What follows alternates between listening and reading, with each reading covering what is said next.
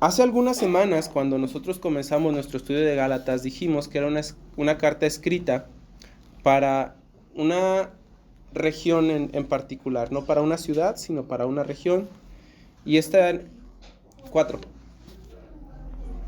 Y esta región era una región en la que el apóstol Pablo había fundado muchas iglesias. En estas iglesias, falsos maestros se habían introducido en la iglesia enseñándole a los cristianos que debían de cumplir la ley para poder ser salvos, como un extra a su fe. Y después de que estudiamos los capítulos 1 y 2, donde el apóstol Pablo de todas las maneras posibles nos enseña que la salvación es solamente por la fe en Jesucristo, como dice el versículo 16, y que el hombre no es justificado por las obras de la ley, sino por la fe de Jesucristo. Ahora el apóstol Pablo levantó una pregunta que era, bueno, entonces, si los hombres son salvos por la fe, entonces ¿para qué existe la ley? ¿Para qué la tenemos? A diferencia del pacto que Dios había hecho con Abraham, aprendimos que este pacto que Dios había hecho con Abraham, que prometía bendición, la ley trae para nosotros maldición. Nos enseña acerca de nuestro pecado, de nuestra culpabilidad, nos enseña acerca de nuestra condición que no puede librarse de su propia maldad, pero también la ley crea en nosotros una expectativa de un Salvador, una expectativa de buscar a Dios en su gracia. Martín Lutero una vez dijo, cuando eres empujado hasta la desesperación por la ley, deja que te empuje todavía más lejos, hasta los brazos de Jesús. La ley entonces se convirtió para nosotros en lo que aprendimos la semana pasada, que era un ayo, un esclavo encargado de cuidar y criar a un pequeño. La ley se convirtió en un ayo porque nos enseñó nuestra debilidad, nos enseñó que jamás íbamos a poder llegar a la justicia que Dios exigía de nosotros, nos llevó hasta lo más lejos de la desesperación, nos dijo que nunca lo lograríamos, nos recordó de la ira de Dios, de la maldición que estaba sobre nuestras cabezas, nos recordó del desagrado que Dios siente por nuestro pecado hasta que nos acorraló para que buscáramos al Señor. Como dice Gálatas 3:24, de manera que la ley fue nuestro ayo para llevarnos a Cristo a fin de que fuésemos justificados por la fe. Eso fue lo que hizo la ley por nosotros. Y así entonces se nos dieron muchas bendiciones. Gálatas 3:26 dice que nosotros ahora somos hijos de Dios por la fe en Cristo. Y el 27 dice que ahora estamos revestidos de Cristo. El 28 dice que somos unos con Cristo Jesús. Somos uno, perdón. Y el 29 dice que si entonces nosotros somos de Cristo, somos linaje de Abraham y también somos herederos según la promesa que Dios hizo. Y ahí fue donde nos quedamos. Ahora el apóstol Pablo añade añade un argumento más usando la misma ilustración del ayo. Mira, dicen los versículos del 1 al 2. Pero también les digo que entre tanto el heredero es niño, en nada difiere un esclavo, aunque es señor de todo, sino que está bajo los tutores y curadores hasta el tiempo señalado por el Padre. ¿Ves? Ahora Pablo continúa con este argumento del ayo para dejarnos ver cómo Dios obra para la salvación de alguien por escuchar con fe. Y mira, Pablo dice, piensa por un momento en un niño que va a recibir una herencia. Dice, mientras no recibe esa herencia, aunque el niño es dueño de todas esas cosas legalmente, pues el niño sigue tratando como un siervo. El niño sigue aprendiendo y siendo sometido por sus tutores. Tiene que obedecer cuando se le dice, haz la tarea, ve a la escuela, lávate los dientes. Aunque el niño es el dueño de todo, él sigue teniendo ciertas similitudes con un esclavo, con un siervo, dice el apóstol Pablo. Él tiene que obedecer y aún no experimenta la plenitud de la libertad ni la plenitud de las riquezas de su herencia, aunque es dueño de ellas, legalmente. Él sigue bajo la autoridad de sus tutores, dice ahí la palabra de Dios, tutores y curadores. Los curadores son mayordomos, personas a las que se les encarga algo para que lo administren. Pero cuando llega el tiempo señalado por el Padre, el tiempo que Él estableció en su testamento para que se le dé la herencia, entonces ahora sí, el niño puede disfrutar plenamente de su libertad y de todas las cosas que le fueron dadas. Todas.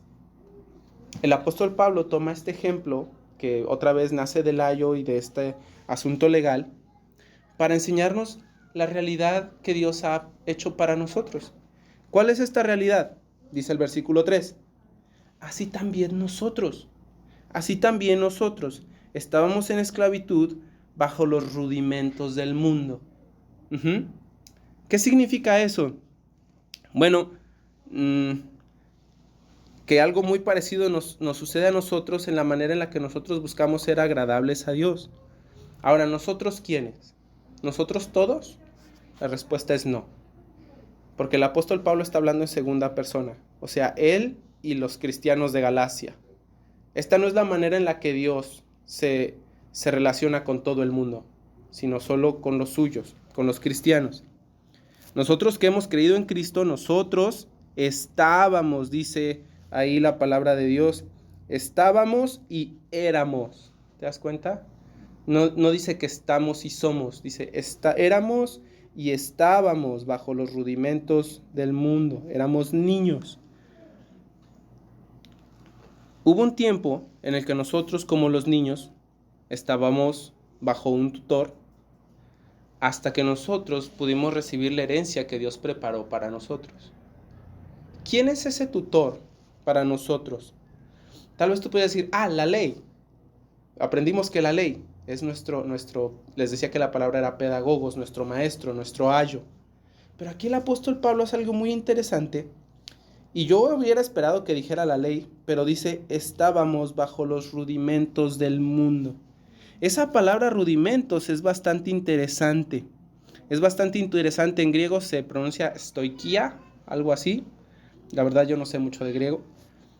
Pero stoikia significa principios elementales.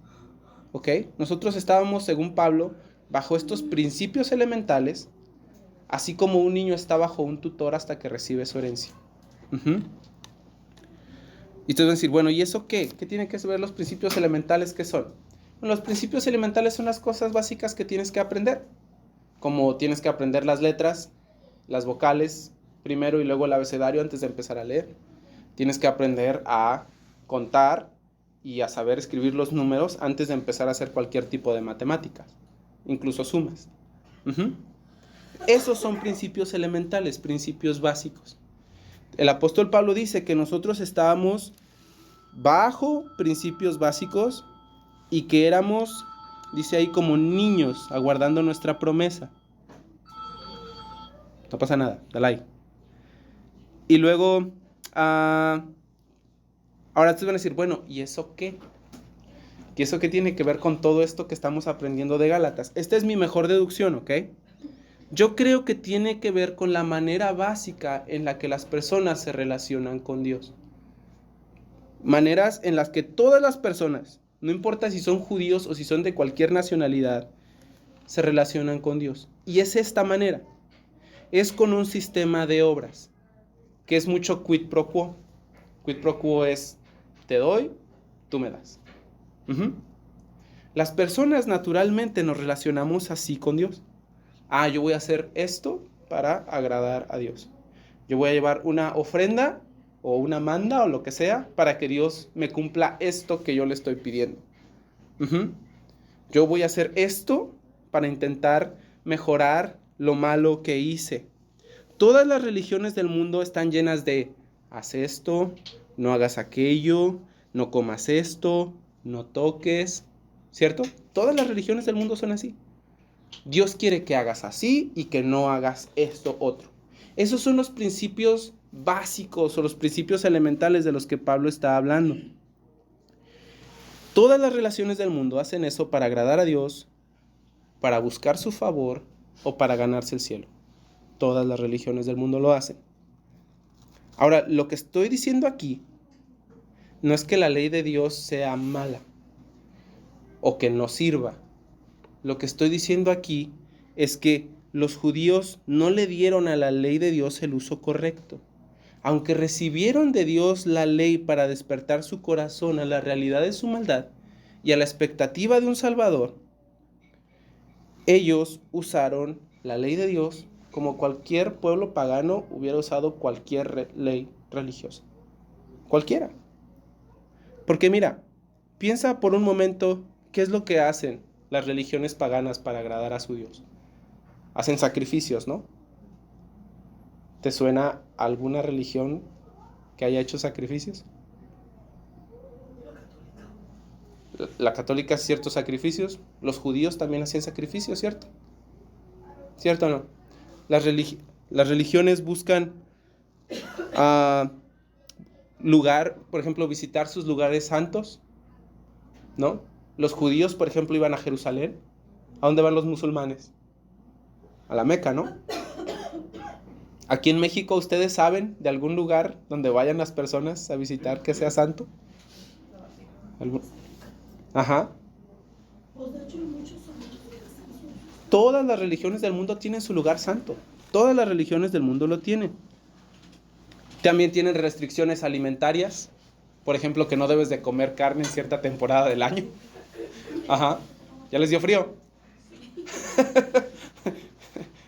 Es que Job se quejó del canto. Perdón, lo apagué. Es mi culpa. Pero restricciones alimentarias, ¿no? No comas carne cierta temporada del año. ¿Qué hacen los musulmanes en el Ramadán?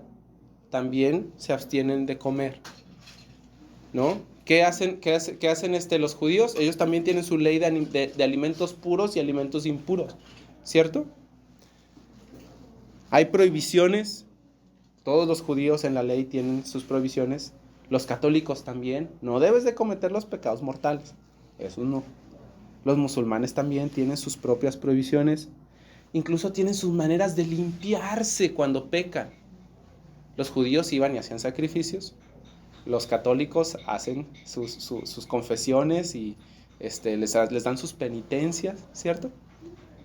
Toda la religión, cualquiera, donde le busques, los mayas, aztecas, hindús, budistas, todos tienen sus estatutos de no toques, no hagas, no comas, si haces esto, haz aquello, ve para allá, vístete de esta manera, hazlo así y hazlo así. Todos. Esa es la manera natural en la que nosotros como seres humanos buscamos relacionarnos con los dioses. Con todos los dioses que hubo a través de la historia. Y es como naturalmente las personas buscan relacionarse con Dios. Es que yo debo de portarme bien para agradar a Dios. ¿Y qué significa portarse bien? Que tengo que hacer ABC. ¿Cierto? Todas las religiones son así. No hablamos de ninguna en particular. Todas están basadas en este sistema de obras. Todas lo están. Búscale. Es que aquí la diferencia, fíjense, que el cristianismo es un poquito interesante, bueno, muy interesante y muy diferente, porque mira el versículo 4, cuando todas las religiones del mundo te dicen, tú hazle así, tú hazle así, hazle esto y haz lo otro, así como son los rudimentos, los principios elementales de este sistema en el que nosotros buscamos relacionarnos con Dios, el cristianismo es algo muy diferente. Ve el versículo 4, empieza diciendo, pero, y acuérdense que el pero siempre cambia la dirección de lo que va fluyendo, ¿no? Ahora estamos en esta dirección de haz, no haz, di, no digas, come, no comas. Pero, dice ahí, cuando vino el cumplimiento del tiempo, Dios envió a su Hijo, nacido de mujer y nacido bajo ley, para que redimiese a los que están bajo la ley, a fin de que recibiésemos la adopción de hijos. La adopción de hijos. Date cuenta entonces que cuando todos los seres humanos estábamos en este sistema de obras para ganar justicia, Dios se mete en la historia de los hombres y cuando llegó la plenitud del tiempo, cuando vino el tiempo exacto, el tiempo preciso, el tiempo más adecuado, Dios hizo algo. Me encanta cuando la Biblia dice pero Dios. Ese pero Dios siempre nos va a enseñar algo maravilloso acerca del carácter y de las obras de Dios. Siempre que encuentres un pero Dios, ponle mucha atención a lo que la Biblia está a punto de decir. Así que no te pierdas esto. Dice, pero cuando vino el cumplimiento del tiempo, dice, Dios envió a su Hijo. ¿Cierto? ¿Y para qué envió a su Hijo? Para que redimiese a los que estaban bajo la ley. ¿Con qué propósito? Para que nosotros recibiésemos la adopción como hijos. Cuando todas las religiones del mundo te dicen haz o no haz, el cristianismo te dice mira todo lo que Dios ha hecho por ti. La salvación en el cristianismo es un asunto de gracia. Es nacido de la bondad y del corazón de Dios para nosotros, sin que haya causa en nosotros, sin que nosotros hayamos cumplido alguna condición o algún requisito. Dios lo hizo porque quiso. Nota todo los verbos que están ahí: envió, redimiese, recibir. Todas esas cosas están relacionadas con Dios. Tú vas a decir, oh, no. Nosotros somos los que recibimos. Sí, pero cuando alguien te regala algo, ¿tú qué hiciste para merecértelo? Si tú lo recibes, ¿qué hiciste por el regalo? Nada, no hiciste absolutamente nada. Dios fue el que envió a su Hijo y Dios fue el que envió a su Hijo para que nos redimiese a nosotros. Y estas palabras son importantes, por favor no las olvides. Hemos aprendido la palabra justificación, que es que Dios nos hace limpios, inocentes, justos. Esta palabra también que es redención o redentor o redimir, que Dios nos ha liberado de la esclavitud del pecado. Dice ahí, ahora sí quiero ponerme ahí en más enfocado en el texto. Ya no voy a tratar de no desvariar tanto ya. Dice, Dios envió a su Hijo. Nota esto. Dios envió a su Hijo. El Hijo eterno de Dios se hizo como nosotros. Dice ahí, nacido de mujer, completamente humano. Nacido de mujer para cumplir la promesa de Génesis 3, donde Dios le dijo a Adán que uno de la simiente de la mujer vendría a aplastar la cabeza de la serpiente, de Satanás. Vino el Hijo eterno de Dios como nosotros, nacido de mujer para cumplir la promesa, dice, y nacido bajo ley. El Rey de todo, el sustentador del universo, el Rey que pronunció la ley, ahora estaba sometiéndose a su propia ley. Y el Señor Jesús cumplió toda la ley. Todos los seres humanos hemos nacido bajo la ley, todos. Y todos hemos pecado. El único que no lo ha hecho ha sido el Señor Jesús. Y Él cumplió toda la ley para ser aceptado como un sacrificio perfecto por nuestro mal y como un sustituto adecuado para nuestra maldad, para que fuera concedida su justicia a nosotros. Y mira, a veces cuando pensamos acerca del sacrificio de Jesús y que fue perfecto, pensamos simplemente en esa parte de que, bueno, el Señor Jesús nunca pecó, por eso es perfecto, no tiene defectos. Pero hay otra parte que también es importante, en la cual a veces no pensamos mucho. Cuando decimos que Jesús fue un sacrificio perfecto, también decimos que no hubo nada que fuera más valioso que se pudiese dar. Dios dio lo más valioso que se podía dar para pagar por nuestros pecados y para que nosotros fuésemos redimidos. Dios envió a su Hijo y lo puso así, nacido de mujer y nacido bajo ley, con esta razón, para que redimiese a los que están bajo la ley. Él vino a redimirnos. ¿Recuerdas esta palabra? Que el pariente redentor era uno que salvaba a su pariente que estaba endeudadísimo, esclavizado, sin poder liberarse. A lo mejor iba a pasar mucho tiempo de su vida esclavizado para poder pagar su deuda. Pero el Redentor pagaba el precio completo de su libertad. Y eso fue lo que hizo el Señor Jesús. Él vino a pagar cada centavo que nosotros debíamos a la justicia de Dios. Él pagaría todo, todo. Por cuanto la desobediencia de la ley, dice la palabra de Dios, trae maldición y trae separación de Dios. Todo, dice la palabra de Dios en Romanos 3:23, que todos hemos pecado y todos estamos lejos de la gloria de Dios, estamos separados de Él. Pero Él pagaría hasta la última gota de todo el dolor y el castigo que nosotros debíamos de sufrir. Él, en su vida, en dolor, en sufrimiento, en agonía, en humillación, lo pagó todo hasta que exhaló en la cruz: consumado es. No hay más que hacer. Todo está completo. Todo está completo. Por favor, yo quiero que notes estas cosas que ha hecho el Señor y lo que hizo el hombre hasta ese momento. El hombre está bajo maldición, rebelde a Dios, desobediente a Él. Y aquí está Dios buscando al hombre, buscándote a ti, buscándome a mí. Mira qué interesante. Así como un niño que tiene una herencia, pero no la puede tocar todavía y todavía no disfruta de su libertad, dice la palabra de Dios, así también nosotros. Antes estábamos bajo este rudimento de haz, no comas, intentando agradar a Dios. Pero ¿qué hizo Dios? Él en su promesa trajo algo mejor para nosotros, de modo que nosotros heredáramos cosas muchísimo mejores. ¿Cómo qué? Como que fuésemos adoptados como hijos. Dice el versículo 5, que Él fue nacido bajo la ley, nacido de mujer, para que redimiese a los que estaban bajo la ley, a fin de que recibiésemos la adopción como hijos.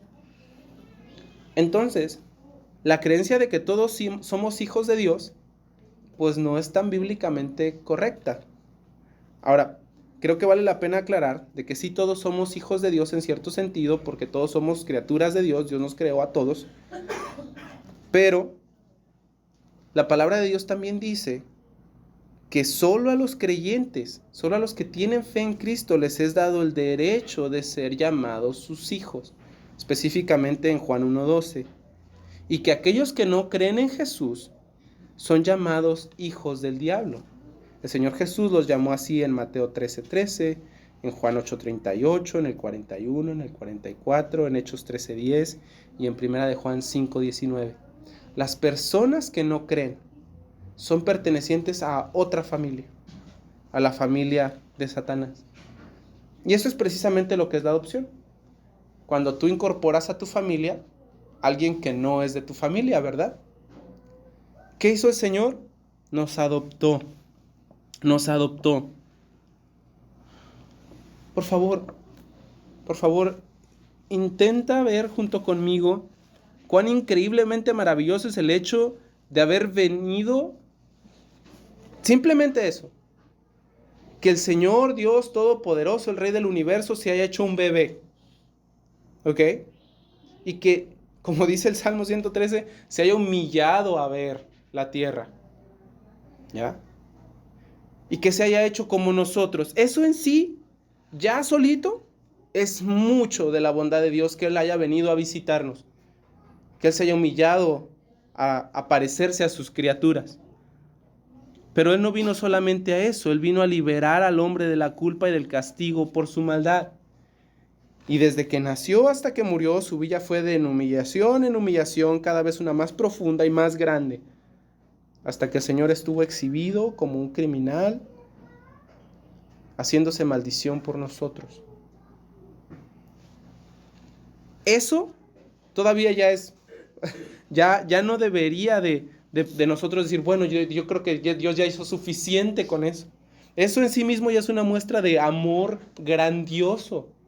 Por eso quería que cantáramos esa canción hace ratito que decía, es maravilloso el amor de Dios de verdad. Nos ha salvado y nos ha perdonado. Nos ha adoptado como sus hijos. Date cuenta de lo que Él ha hecho por ti y por mí. Él vino para hacerse como nosotros. Y mira, no simplemente nos salvó y ya. Yo creo que si Dios hubiera dicho, bueno, los perdono, pero ahora van a ser mis siervos y van a trabajar en mi casa. Ustedes antes eran mis enemigos, pero ahora los voy a hacer trabajadores de confianza y ustedes van a trabajar para mí. Y yo te voy a dar mis cosas preciosas para que las cuides. Yo creo que eso ya sería un regalo de gracia grandísimo, ¿no crees? Pero el Señor no hace eso. El Señor nos hace parte de su familia. Y como dijo un pastor que leí esta semana, la gracia se amontona sobre la gracia y la misericordia se acumula sobre la misericordia y el amor se encima sobre el amor con un grosor más de 10 veces mayor. Cuando un pecador es tomado de su rebeldía y es puesto en el corazón del Padre, hecho parte de su familia, nombrado heredero con Cristo.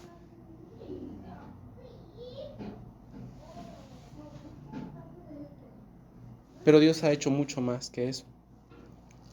Dios nos adoptó como hijos. Y mira, dice el versículo 6, y por cuanto ahora son hijos, Dios envió su espíritu, envió el espíritu de su Hijo a sus corazones, el cual clama, Abba Padre. En la canción que cantábamos hace ratito también decíamos, Abba Padre. Y yo no sé si tú sabes lo que eso significa. Pero mira, algo muy interesante acerca de la palabra Abba Padre es que es un vocablo arameo que lo usan usualmente los niños pequeños para referirse a su papá. Es un término que involucra mucho amor, involucra un vínculo profundo y mucha intimidad. Tal vez la mejor traducción para nosotros sería papito o papi. Pero no con la irreverencia con la que a veces nosotros la usamos. Es de mucho, mucho respeto. Mira, algo que me gustó mucho de este versículo y que yo quiero animarte a ver es que Dios no nada más cuando nos salva, Él no solo restaura nuestra posición como hijos. Cuando existió el mundo y Dios puso al hombre, el hombre como hijo de Dios tenía una relación directa con Dios, pero cuando pecó el hombre, la perdió. Perdió su estatus y su posición de hijo. Fue echado del Edén y lo mismo pasó con nosotros cuando nosotros pecamos. Romanos 3:23, por cuando todos pecaron, y están destituidos de la gloria de Dios. Nosotros no tenemos esa posición ya, naturalmente no. Pero Dios hizo algo muy interesante. Envió a su Hijo para que nos redimiese, para que pudiéramos ser adoptados. Y ahora nosotros tenemos la posición de hijos de Dios otra vez, la restauró. Pero Dios no solamente restauró nuestra posición como hijos, restauró el corazón de hijo que habíamos perdido también. Cuando caímos nos hicimos rebeldes, desobedientes, no buscamos a Dios, no le amamos, le rehuíamos a sus cosas, no queríamos obedecerlo. Pero cuando Él nos salvó, dice ahí la palabra de Dios que Él envió el Espíritu de su Hijo a nuestros corazones, el Espíritu Santo. De modo que ahora nosotros podemos decirle, Abba Padre.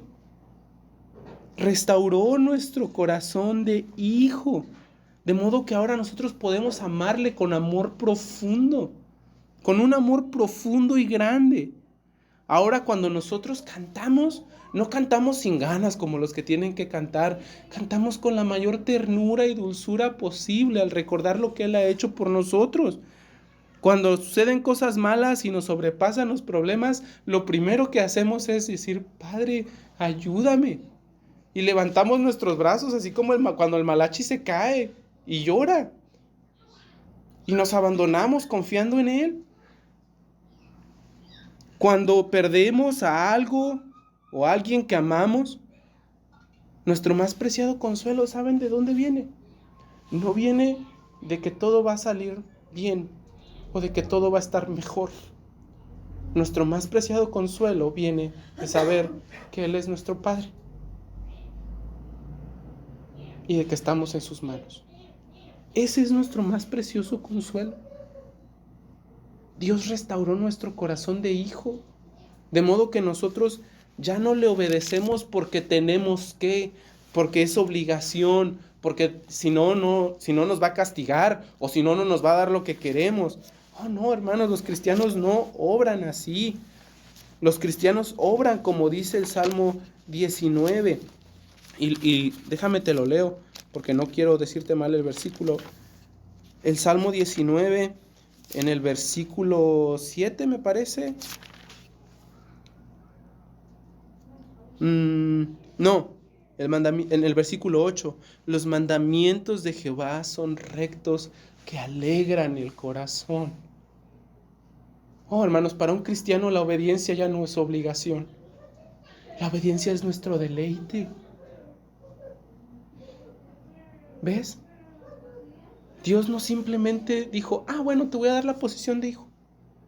No, hermanos, restauró nuestra mente de hijo, nuestro corazón de hijo, para que, como dijo en el libro del profeta Ezequiel, cambiara nuestro corazón de piedra y nos pusiera uno de carne y pusiera en nuestro corazón su ley y su espíritu para que nosotros le obedeciéramos y nos limpiara de todos nuestros ídolos. De todos nuestros ídolos, nos limpió con agua limpia. El Señor nos ha adoptado como hijos suyos de una manera grandiosa. Para los cristianos, la palabra de Dios ya no es la obligación del día de hoy tengo que hacer mi devocional, porque eso es lo que hacen los buenos cristianos. Oh, no, hermanos. La palabra de Dios dice en el Salmo 1, 2 acerca del varón que es justo, que él encuentra su delicia en la ley de Jehová. Él encuentra su delicia y en su ley medita de día y de noche. El rey David dijo en el Salmo 119, oh Señor, cuánto amo yo tu ley. Todo el día ella es mi meditación. Hermanos, la oración ya no es para nosotros el que, tengo que orar y tengo que leer porque es lo que tengo que hacer. Como si nosotros estuviéramos en una religión donde no conocemos a Dios. No, hermanos, para nosotros la oración es nuestro privilegio de entrar en la presencia del Rey y decirle, Padre, ayúdame por favor. Orar como dijo el Señor Jesús, Padre nuestro que estás en el cielo, santificado sea tu nombre, que tu nombre sea tratado como ningún otro nombre en el mundo, Señor, que todos te amen, que puedan ver tu gloria y tu valor. Hermanos, para un cristiano, esas cosas que el mundo llora, pero es que si voy a la iglesia voy a tener que dejar de tomar y voy a tener que levantarme temprano y voy a tener que sacrificar mi domingo y voy a tener que...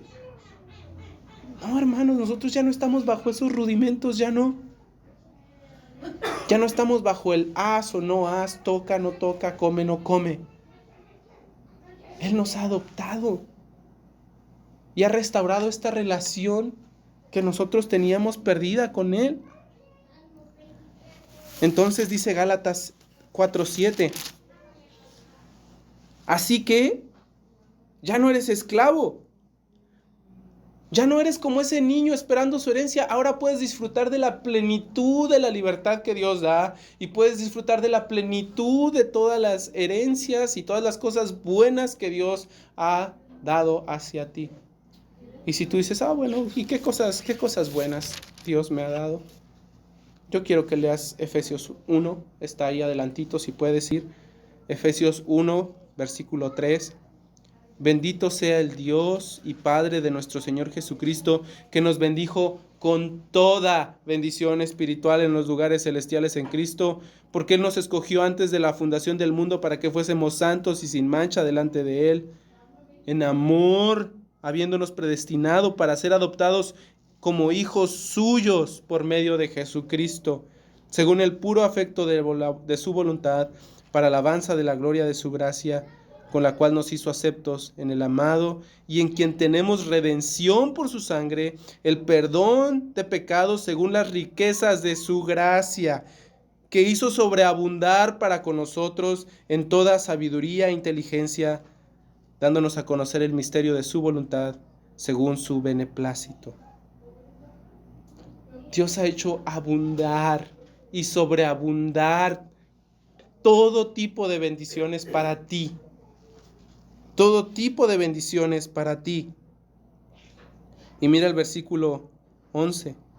En Él asimismo tuvimos herencia, habiendo sido predestinados conforme al propósito del que hace todas las cosas, a fin de que seamos para alabanza de su gloria. Hermanos, algo muy interesante de la adopción, ¿sabes qué es? Que el que adopta escoge al adoptado. ¿Y sabes qué es algo bien maravilloso de la adopción?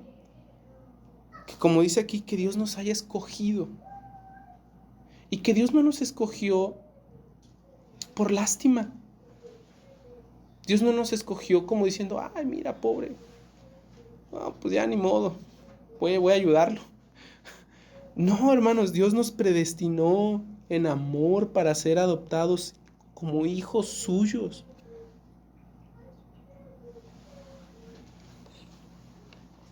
Dios ha puesto en nosotros, hermanos, por el puro afecto de su voluntad, como dice Efesios, nos ha puesto en la posición de hijos, dándonos el corazón de un hijo, con toda la riqueza y con toda la plenitud que eso implica. Hermanos, de verdad que cuando los cristianos pueden valorar mucho la riqueza de este mundo, un carro, una casa, una compu, buena ropa, viajes, pero es difícil para ellos visualizar lo que Cristo ha hecho por ellos y lo que ha ganado por nosotros. Hermanos, tenemos un problema serio. Tenemos un problema serio. Porque lo que define nuestra vida ya no es que nosotros vivimos para este mundo, ¿cierto? Somos hijos de Dios ahora. Hermanos, necesitamos con mucha desesperación poder ver lo que Él ha hecho para nosotros, para que entonces nosotros podamos vivir como hijos, amándole. Voy a regresar a Gálatas. En el capítulo 4, vamos en el versículo 8. Y mira, aquí termina Pablo, dice, ciertamente, en otro tiempo, ustedes pues no conocían a Dios. Y servían a lo que por naturaleza no eran dioses. Ustedes le dieron su corazón a una estatuita de madera, a una estatuita de plata. Le diste tu corazón al mundo, a lo que el mundo te ofreció. Le diste tu corazón a tantas cosas. Y le serviste a esas cosas. Tú vas a decir, bueno, yo nunca he adorado una estatuita de plata. Hay otras cosas que las personas adoran hoy. Las personas adoran su profesión. Las personas adoran su trabajo. Las personas adoran su familia, adoran a sus esposos, adoran a sus hijos. Me ha tocado en la escuela ver a padres que dicen, no, que nunca le pase eso a mi hijo. ¿No? O no, mi hijo no. Tú puedes tocar lo que quieras, pero sus hijos no los tocas. Ajá. Para ellos es impensable que a sus hijos les llegue a pasar algo. Las personas adoran tantas cosas hoy. Sexo, amigos, dinero, cosas materiales, ¿no? El físico de las personas. Muchos hombres están obsesionados con el físico de las mujeres. Muchas mujeres están obsesionadas con el físico de los hombres.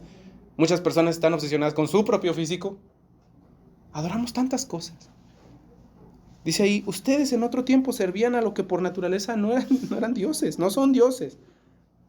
Pero ahora, conociendo a Dios, o más bien siendo conocidos por Dios, ¿cómo es que quieren volver de nuevo a los débiles y pobres rudimentos del mundo? ¿Se quieren volver a esclavizar?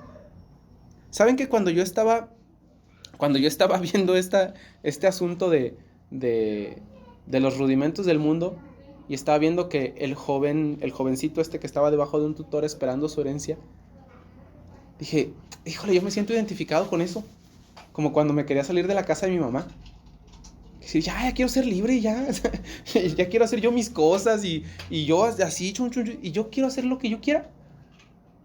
Tal vez algunos de ustedes se sienten identificados con ese sentimiento, especialmente en nuestra adolescencia.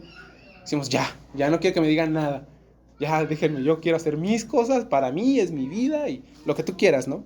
Que nos pusimos ahí de pesaditos. Pero hermanos, Ah, ahora nosotros tenemos un corazón de hijo. Ya no somos esclavos de esas cosas. No, ya no. Como dijo el señor Spurgeon, quiero leerles esto. Esta preciosa bendición, la de la adopción, de que somos hijos, está repleta de resultados maravillosos. La condición de hijos está sellada por la presencia del Espíritu Santo que nos trae paz y gozo. Nos lleva a estar cerca de Dios y a tener comunión con Él. Nos llena de confianza y de amor vehemente y deseo y generar en nosotros reverencia, obediencia y verdadera semejanza a Dios en su carácter. Y todo esto y mucho más se debe a que el Espíritu Santo ha venido a habitar en nosotros. Este es un misterio incomparable. De no haber sido revelado, jamás podría haber sido siquiera imaginado. Tenemos un milagro grande dentro de nosotros. Hermanos, tenemos un misterio grande dentro de nosotros.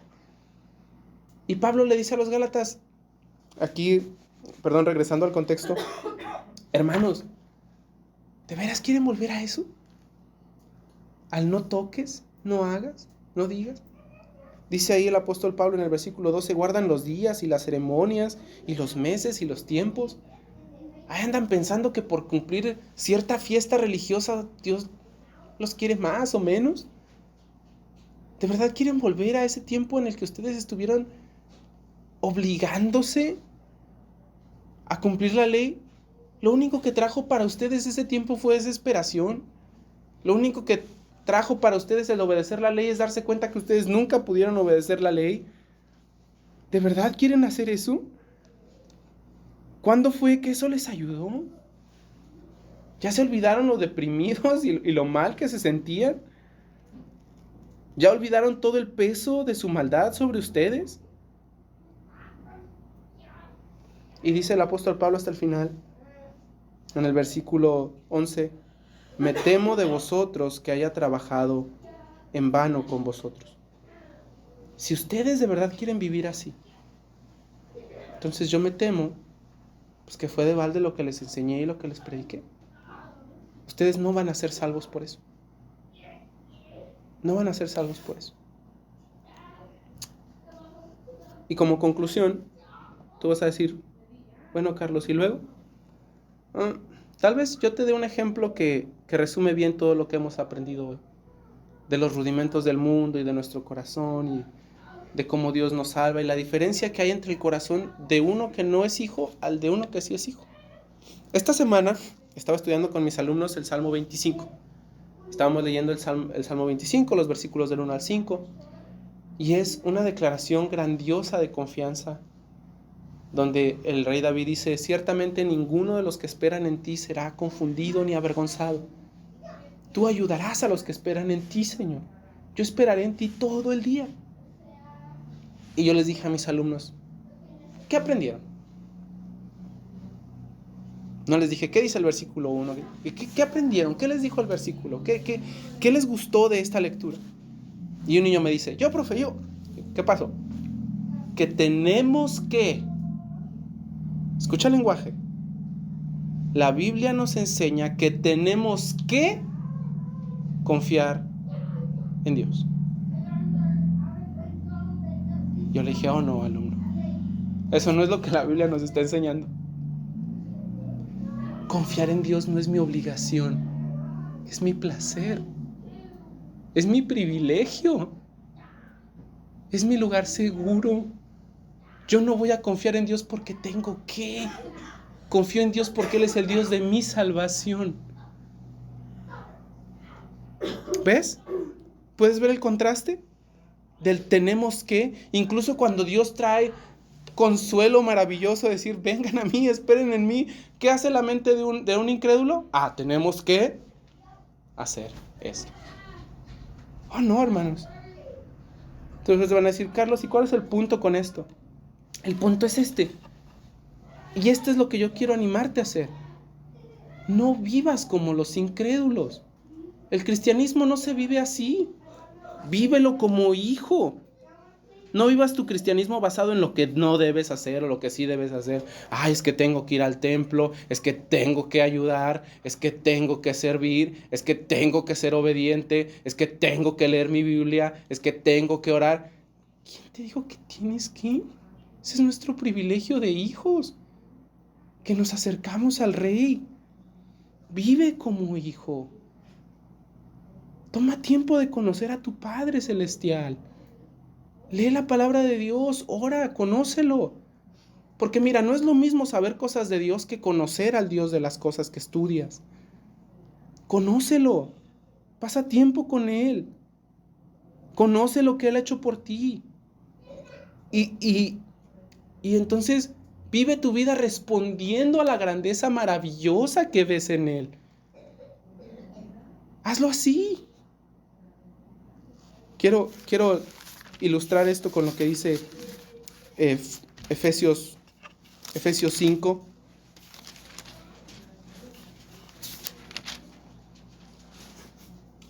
Mira, dice, sed pues. Ese pues es como decir entonces. Entonces, por tanto, por lo que ya les dije, sean así. ¿Y qué dijo el apóstol Pablo en los primeros 4 capítulos de Efesios? Él nos enseñó todas las riquezas espirituales que Cristo ha comprado con nosotros por su sangre, como lo vimos en el capítulo 1. En el capítulo 2 nos dice que somos salvos por gracia, que somos reconciliados por medio de la cruz, cómo el Señor nos salvó en medio de los gentiles y nos hizo coherederos con Cristo y nos unió a su cuerpo, cómo el amor que excede todo entendimiento fue dado para nosotros, para que nosotros pudiéramos conocer las riquezas de su gloria, y cómo Dios nos unió con Él mismo por medio de su Espíritu. Entonces, por eso, sean imitadores de Dios como hijos amados. ¿Ves? ¿Ves lo que estoy intentando decirte? Vive como hijo. Los hijos no viven en base a la obligación todo el tiempo. Y yo estoy seguro que ustedes que son padres, su corazón es completamente distinto cuando sus hijos los obedecen por obligación a cuando los obedecen con un corazón sincero. Cuando los obedecen por amor, no porque tienen que. ¿Verdad que es bien diferente el sentimiento? Sean entonces imitadores de Dios como hijos amados y anden en amor, como también Cristo los amó a ustedes y se entregó a sí mismo por nosotros en ofrenda y sacrificio a Dios en olor fragante. Pero la fornicación, todas las inmundicias, las avaricias, ni siquiera debe de nombrarse entre ustedes como conviene a santos, ni palabras deshonestas, ni necedades, ni tronerías, que no convienen, sino antes bien acciones de gracias, porque saben esto, escucha esto, que ningún fornicario, ni ningún inmundo, ni ningún avaro, que es idolatría, tiene herencia en el reino de Dios y de Cristo. Que nadie los engañe. Hermanos, no se engañen ustedes tampoco, porque por estas cosas viene la ira de Dios sobre los hijos de desobediencia. Entonces no sean partícipes con ellos, ustedes son hijos. Porque en otro tiempo eran tinieblas, mas ahora son luz en el Señor. ¿Te das cuenta? La vida de un hijo de Dios no nace de la obligación. Tengo que llegar temprano al templo. Oh, no. No nace de ahí, hermanos. Tengo que ir a esto. La vida del cristiano sale de esto. Llegaré a tiempo porque amo a mi Padre, porque quiero ir a su casa, porque quiero cantarle. No es de tengo que ir al templo. No, es mi privilegio visitar la casa de mi Padre. Y lo voy a hacer con gusto y lo voy a hacer bien. Tengo que obedecer, tengo que ayudar. Oh, no, es mi privilegio servir a mi Rey, que por su misericordia me ha adoptado.